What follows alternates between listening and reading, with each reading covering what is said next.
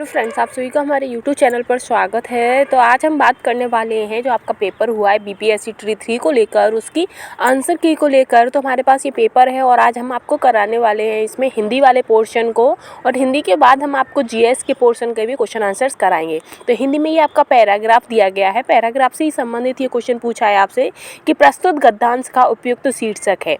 तो जो गद्यांश था तो इसका आंसर आपका रहेगा करेक्ट, जीवन का सुनहरा समय लड़कपन। पहला ऑप्शन इसका करेक्ट था। 10वां क्वेश्चन है आपका कि गद्यांश में रेखांकित ऐसे लोग का क्या अर्थ है। तो इसका आंसर आपका ऑप्शन बी रहेगा। ठीक है, माता पिता के त्याग और सेवा को भूलकर उन्हें दुख पहुंचाते हैं। तो 10वें का हो जाएगा ऑप्शन बी करेक्ट।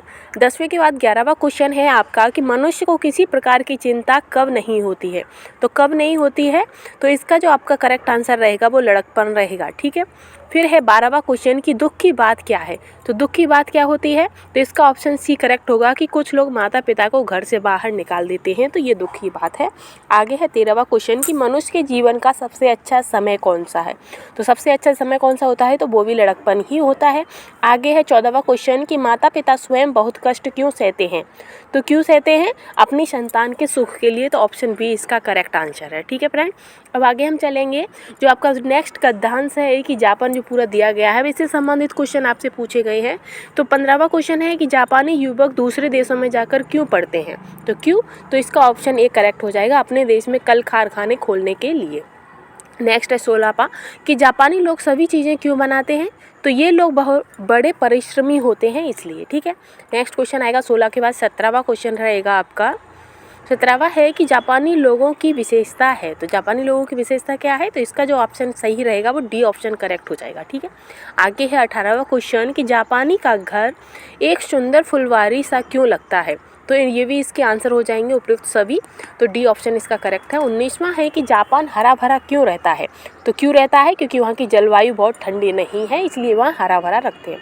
आगे है 20वां क्वेश्चन कि द्वीप शब्द का अर्थ है। तो स्थल का वह भाग जो चारों ओर से जल से घिरा होता है, ये इसका आंसर करेक्ट हो जाएगा, ऑप्शन बी। आगे हम चलेंगे 21वां क्वेश्चन पर।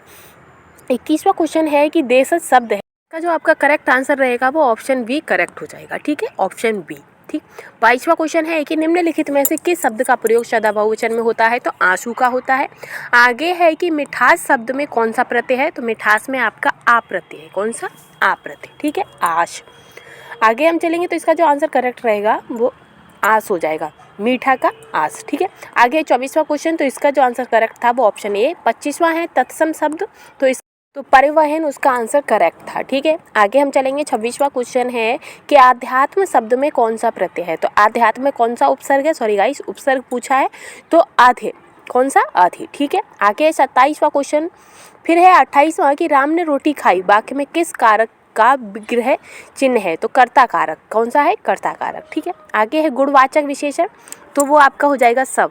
ठीक है, अब ये मैथ के क्वेश्चन है कुछ आपके, तो इसमें भी हम आपको आंसर बता देते हैं। जो मैथ में क्वेश्चन आपका ये पूछा गया है, तो इसका जो करेक्ट आंसर रहेगा, आप इसे सॉल्व करेंगे तब बताएंगे, वैसे इसका करेक्ट आंसर सी रहेगा। ठीक है, फिर है 32वां क्वेश्चन कि 1000 पर 2 वर्ष के लिए 4% वर्ष की दर से चक्रवृद्धि ब्याज कितनी होगी। तो इसका आंसर भी आपका ऑप्शन बी करेक्ट हो जाएगा, 32 का क्वेश्चन।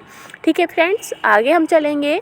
नेक्स्ट है 33वां क्वेश्चन कि एक नियमित बहुभुज जिसके प्रत्येक बाह्य कोण की माप 45 डिग्री हो की भुजाओं की संख्या है। तो कितनी होंगी, तो उसकी भुजाओं की संख्या 8 होगी, ये इसका करेक्ट आंसर हो जाएगा। अब आगे हम चलेंगे 34 पर।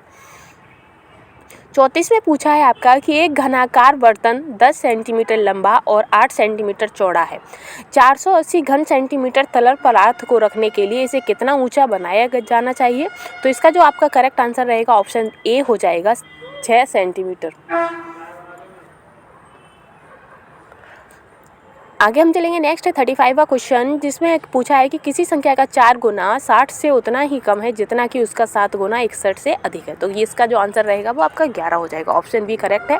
नेक्स्ट क्वेश्चन रहेगा आपका 36वां कि एक आयत की चौड़ाई उसकी लंबाई की 3/4 है यदि आयत की परिधि 546 सेंटीमीटर है तो आयत की भीमाएँ कितने सेंटीमीटर होंगी। तो इसका आंसर जो रहेगा वो हो जाएगा ई, इसमें से कोई नहीं। ठीक है, अब आगे हम चलेंगे नेक्स्ट क्वेश्चन पर 37 पर कि एक बैग में 187 रुपये ₹1, 50 पैसे और 10 पैसे के सिक्के के रूप में है। तो 3, 4, 5 के अनुपात में है। बैग में प्रत्येक प्रकार के सिक्कों की जो संख्याएं हैं वो किस प्रकार होंगी?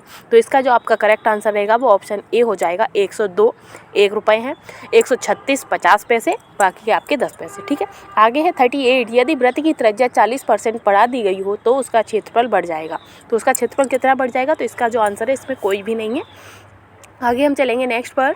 नेक्स्ट है आपका क्वेश्चन इसमें 39 कि जियो स्टेशनरी उपग्रह अनुमानतः किस ऊंचाई पर होते हैं? तो ये कितनी ऊंचाई पर होते हैं? तो इसका आंसर आपका ऑप्शन बी करेक्ट हो जाएगा, 15,000। ठीक है, 40वां क्वेश्चन है कि किसी परिपथ में कौन सा पद विद्युत पावर को प्रदर्शित नहीं करता है? तो विद्युत पावर को कौन सा नहीं करता है? तो ऑप्शन सी आपका करेक्ट हो जाएगा, VI। ठीक है, आगे हम चलेंगे 41 पर कि साबुन उद्योग का उपजात क्या है? तो साबुन उद्योग को क्या है? ग्रेसलार। ठीक है, आगे हम चलेंगे नेक्स्ट क्वेश्चन पर। नेक्स्ट है कि प्रतिदीप्त ट्यूब में प्राय किस पदार्थ का उपयोग किया जाता है? तो इसमें मरकरी, बाष्प तथा आर्गन का यूज किया जाता है। तो ऑप्शन बी इसका करेक्ट हो जाएगा। ठीक है, आगे हम चलेंगे 43 है कि रक्त में कौन सा तरल पदार्थ है? तो इसमें जो तरल पदार्थ है वो आपका प्लाविका यानी कि प्लाज्मा होता है। ठीक है, रक्त में। आगे है नेक्स्ट क्वेश्चन इसमें। नेक्स्ट है 44वां क्वेश्चन कि पाचन के बाद प्रोटीन किस में परिवर्तित होते हैं? तो प्रोटीन किस में हो जाते हैं? तो अमीनो एसिड में। ठीक है, ऑप्शन बी आपका करेक्ट हो जाएगा। आगे है 45 हाँ, क्लोरीन की रासायनिक अभिक्रिया के कारण जब वातावरण में क्लोरोफ्लोरोकार्बन विमुक्त होते हैं तो निम्नलिखित में से क्या विनिष्ट होता है? तो क्या होता है? तो बीटा मालिक्यूलर।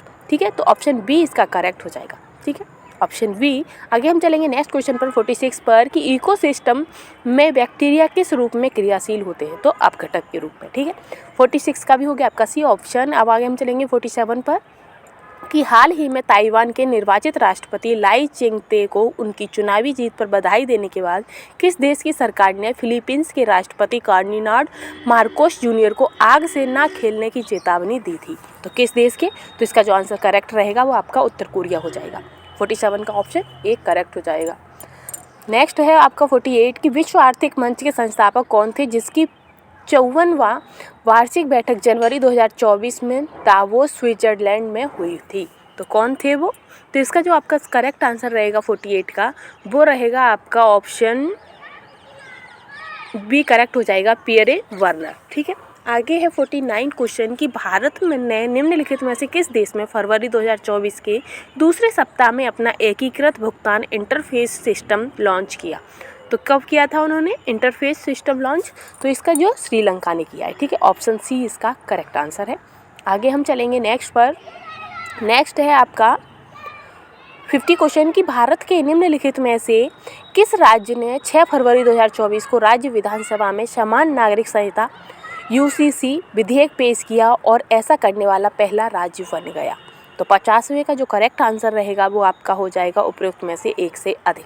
ठीक है, क्योंकि इसका जो आंसर आपका सी चौथा वाला करेक्ट था। आगे है आपका 51 के बाद फिर आपका ये हिस्ट्री का पोर्शन आएगा, जिसमें हिस्ट्री के पोर्शन में आपका पहला रहेगा कि इटली में पुनर्जागरण किस भाषा एवं साहित्य में रुचि जागृत किया था? तो लैटिन एवं ग्रीक। तो ऑप्शन ए इसका करेक्ट हो जाएगा हिस्ट्री के पहले क्वेश्चन का।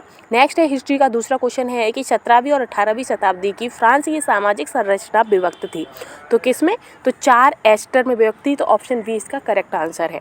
आगे हम चलेंगे नेक्स्ट है तीसरा क्वेश्चन कि प्रथम विश्व युद्ध के पश्चात हस्ताक्षरित वसीय की संधि ने जर्मनी को तबाह कर दिया क्योंकि? तो इसका जो करेक्ट आंसर हो जाएगा वो ऑप्शन डी करेक्ट रहेगा, क्योंकि इसमें आपका एक से अधिक आंसर सही है। ठीक है, आगे हम चलेंगे नेक्स्ट क्वेश्चन पर। नेक्स्ट क्वेश्चन है आपका चौथावा कि इनमें से कौन ब्रिटिश के विरुद्ध लड़ने वाला जनजातीय नायक नहीं था? तो कौन नहीं था? तो CR दास नहीं थे। तो ऑप्शन सी इसका करेक्ट हो जाएगा, CR दास। ठीक है, ऑप्शन सी इसका करेक्ट हो जाएगा। आगे है कि स्वतंत्रता, समान नियमों तथा समान अवसरों के प्रारंभिक विचारों को फ्रांसीसी सामाजिक लाइव में प्रस्तुत करने वाले व्यक्तियों का सही समूह है? तो कौन सा है? तो इसका जो करेक्ट आंसर रहेगा वो ऑप्शन बी इसका करेक्ट हो जाएगा, John Locke, Arthur young, Stuart Mill. ठीक है, ऑप्शन बी इसका करेक्ट है। नेक्स्ट है छठवां क्वेश्चन कि 18वीं सदी के फ्रांसीसी समाज के वर्ग व्यवस्था के संदर्भ में कौन सा युग्म सुमेलित है? तो कौन सा युग्म सुमेलित है वो हमें बताना है। तो इसका जो आंसर सही रहेगा वो ऑप्शन डी करेक्ट आंसर हो जाएगा, क्योंकि एक से अधिक इसमें आंसर आपके सही है। आगे हम चलेंगे नेक्स्ट पर। 7वां क्वेश्चन है कि किस वर्ष रूसी बेलशेविक पार्टी को संविधान सभा में बहुमत न मिलने पर मेलिव ने यह तर्क देते हुए कि अनिश्चित परिस्थितियों में चुनी गई असेंबली के मुकाबले अखिल रूसी सोवियत कांग्रेस कहीं ज़्यादा लोकतांत्रिक संस्था है, उनके प्रस्तावों को ठुकरा दिया था। तो किसने ठुकराया था वो हमें बताना है इसमें, और कब ठुकराया गया था। तो इसका जो आंसर करेक्ट रहेगा वो ऑप्शन ए हो जाएगा 1917 में। ठीक है, आगे है 8वां क्वेश्चन कि प्रसिद्ध क्रांतिकारी नेता चंद्रशेखर आज़ाद के अनुरोध पर किसने द फिलॉसफी ऑफ बम यानी कि बम का दर्शन नामक पुस्तक लिखी थी। तो ये किसने लिखी थी, तो ये भगवती चरण बोहरा ने लिखी थी। ये काफ़ी इंपॉर्टेंट भी क्वेश्चन हो जाता है, तो इसका तो ऑप्शन भी करेक्ट हो गया। नेक्स्ट है क्वेश्चन आपका 9वां कि कामागाटा मारू क्या है। तो ये एक जहाज है। ठीक है, आगे है नेक्स्ट है 10वां क्वेश्चन है कि कौन सा वर्ष और स्थान अखिल भारतीय राष्ट्रीय कांग्रेस कमेटी की बैठक को दर्शाता है जहां संसदीय बोर्ड के गठन का फैसला लिया गया था। तो ऑप्शन ए इसका करेक्ट हो जाएगा 1934 जो कि पटना में हुआ था। ठीक है, 11वां क्वेश्चन है आपका कि आत्मसम्मान आंदोलन के पुरोधा कौन थे। तो इसके पुरोधा कौन थे, तो इसका जो आपका करेक्ट आंसर रहेगा वो ऑप्शन सी हो जाएगा, ए.वी. राधा स्वामी नायर। ठीक है, 12वां क्वेश्चन है कि जर्मनी में नाज़ी यूथ लीग का गठन कब किया गया था। तो कब किया गया था, तो 1922 में किया गया था। आगे हम चलेंगे नेक्स्ट क्वेश्चन पर कि किसने फांसीवाद से प्रभावित होकर प्रथम विश्व युद्ध के बाद इंग्लैंड की संसद तथा यहूदियों के विरुद्ध प्रचार किया और काली कुर्ती वाले एक दल का गठन किया था। तो वो इसका जो आपका करेक्ट आंसर रहेगा 13वां का वो ऑप्शन बी हो जाएगा, ओसवाल्ड मोज़ले। ठीक है, आगे है 14वां क्वेश्चन कि फ्रांस के इतिहास में प्रथम बार एक सोशलिस्ट नेता लियो ब्लूम को प्रधानमंत्री बनने का सौभाग्य प्राप्त हुआ, किंतु शीघ्र ही उन्हें त्यागपत्र देना पड़ा, क्यों। तो ये क्यों का हमें इसका जवाब देना है। तो इसका जो आंसर रहेगा उपयुक्त में से एक से अधिक हो जाएगा, क्योंकि इसमें एक से अधिक आंसर आपके करेक्ट है। ठीक है, 15वां क्वेश्चन है आपका कि जर्मनी के एकीकरण के बाद बिस्मार्क ने रक्त एवं लोह की नीति का परित्याग कर कौन सी नीति अपनाई थी। तो उन्होंने शांति एवं निर्माण की नीति अपनाई थी। तो ऑप्शन बी करेक्ट हो जाएगा। ठीक है, 15वां का ऑप्शन बी हो गया। 16वां क्वेश्चन पर चलेंगे हम। 16वां क्वेश्चन है आपका कि 1904 ईस्वी में हुए हार्दिक समझौता में कौन सा देश शामिल था। तो उसमें इंग्लैंड शामिल था। तो ऑप्शन सी करेक्ट हो जाएगा। 17वां क्वेश्चन है कि 1815 ईस्वी वियना संधि के दौरान कौन सा देश शामिल नहीं था। तो कौन सा देश शामिल नहीं था वो हमें बताना है। तो इसका जो आंसर रहेगा वो हो जाएगा आपका पोलैंड। ठीक है, 18वां क्वेश्चन है कि यूरोपीय राष्ट्रवादी आंदोलन के दौरान प्रतीकात्मक शब्दावलियों का कौन सा युग्म सही था। तो कौन सा युग्म इसमें सही है। तो इसका जो आंसर है वो ऑप्शन डी करेक्ट हो जाएगा, एक से अधिक आंसर करेक्ट है। आगे हम चलेंगे नेक्स्ट क्वेश्चन पर। नेक्स्ट है आपका कि sessions report of central provision पुस्तक के लेखक कौन है। तो इसके जो लेखक हैं वो रामचंद्र गुहा हैं। तो ऑप्शन सी इसका करेक्ट आंसर है। नेक्स्ट पर हम चलेंगे 20वां क्वेश्चन है आपका कि निम्नलिखित में से कौन सा कथन सत्य। तो इनमें से कौन सा कथन सत्य है। तो उपयुक्त में से एक से अधिक कथन आपके सही हैं। आगे है 21वां क्वेश्चन की 1873 में रचित पुस्तक गुलामगिरी किस धारणा को निष्प्रभावी करती है। तो किस धारणा को। तो इसका भी आंसर आपका ऑप्शन डी हो जाएगा, एक से अधिक इसके आंसर सही है इसमें। आगे चलेंगे हम नेक्स्ट क्वेश्चन पर।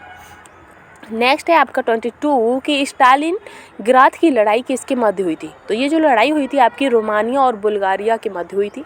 नेक्स्ट है 23वां क्वेश्चन कि बेला चमेली क्रांति का संबंध निम्नलिखित में से किस देश से है।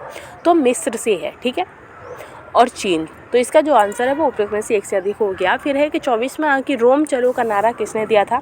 तो ये आपका जनरल फैक्रो ने दिया था। किसने, जनरल फैक्रो। ऑप्शन सी करेक्ट है। 25वां क्वेश्चन है कि संयुक्त राष्ट्र संघ के संस्थापक सदस्य देशों की संख्या कितनी है। तो 52 है, 52। ऑप्शन सी इसका करेक्ट आंसर है।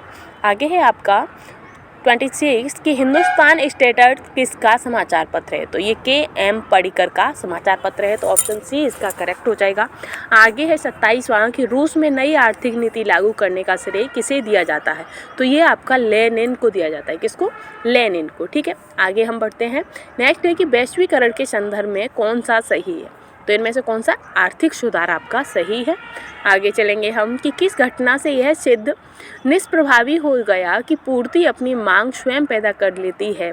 तो ये ऑप्शन ए इसका करेक्ट हो जाएगा, 1929 की विश्व आर्थिक महामंदी से। ठीक है, नेक्स्ट है 30वां क्वेश्चन आपका आएगा इसमें कि ब्रिटेन में कृषि क्रांति के शिल्पकार के रूप में जाने जाते हैं। तो ब्रिटेन में कृषि काल कौन जाने जाते हैं। तो लॉर्ड टाउनशेंड। ठीक है, ऑप्शन सी इसका करेक्ट है 30वां का। आगे 31वां कि प्रथम विश्व युद्ध कब लड़ा गया था। तो ये 1914 से 1918 यानी कि ऑप्शन बी आपका करेक्ट हो जाएगा। और फ्रेंड, अगर आपको हमारा कंटेंट भी पसंद आता जाता है तो प्लीज़ चैनल को लाइक शेयर एंड सपोर्ट भी कीजिएगा। नेक्स्ट क्वेश्चन है आपका कि उपनिवेशिक काल में कौन सा प्रमुख उद्योग क्षेत्र भारतीयों के हाथ में था? तो कौन सा था? वस्त्र और कपास। ठीक है, आगे है महात्मा गांधी ने चंपारण यात्रा किस वर्ष में की थी? तो किस वर्ष की थी? तो 1917 में की थी। आगे चलेंगे हम नेक्स्ट क्वेश्चन पर 34 पर कि भारत में प्रथम छापाखाना किस वर्ष तथा किसके द्वारा स्थापित किया गया था? तो ये जो छापाखाना था वो 1557 में पुर्तगालियों के द्वारा स्थापित किया गया था। तो ऑप्शन ए इसका करेक्ट आंसर है। आगे है 35 कि इनमें से कौन पेरिस संधि शांति सम्मेलन के बड़े 4 परिषदों का सदस्य था? तो इसका आंसर हो जाएगा 1 से अधिक। ठीक है, आगे है 36 कि किस वर्ष लॉर्ड लेटन ने भाषाई आधार प्रेस की स्वतंत्रता को प्रतिबंधित कर दिया था? तो इसका जो आंसर करेक्ट रहेगा वो ऑप्शन ए रहेगा 1878 में। ठीक है, आगे हम चलेंगे 37 पर कि जलियांवाला बाग नरअंश हत्याकांड किस दिन हुआ था? तो बैसाखी के दिन हुआ था। ठीक है, आगे है आपका कि 1942 में किसने भारत छोड़ो आंदोलन का आह्वान किया था? तो किसने किया था? तो महात्मा गांधी ने किया था। ऑप्शन बी आपका करेक्ट है। आगे है 39 कि किसने भारत में आधुनिक छपाई तकनीक प्रारंभ की थी? तो किसने की थी? तो पुर्तगालियों ने की थी। ठीक है, 39 का सी हो गया। 40वां क्वेश्चन है कि जलियांवाला बाग नरसंहार की जांच हेतु गठित बॉर्डर इक्रिस कमेटी में किस भारतीय को स्थान मिला था? तो इसमें चिमन लाल हरिलाल सीतलवाड़ा को मिला था स्थान। ठीक है, 40 का हो गया ए। अब आगे हम बढ़ेंगे। तो फ्रेंड्स, ये हमारा कंटेंट यही समाप्त होता है। वीडियो को पसंद आई तो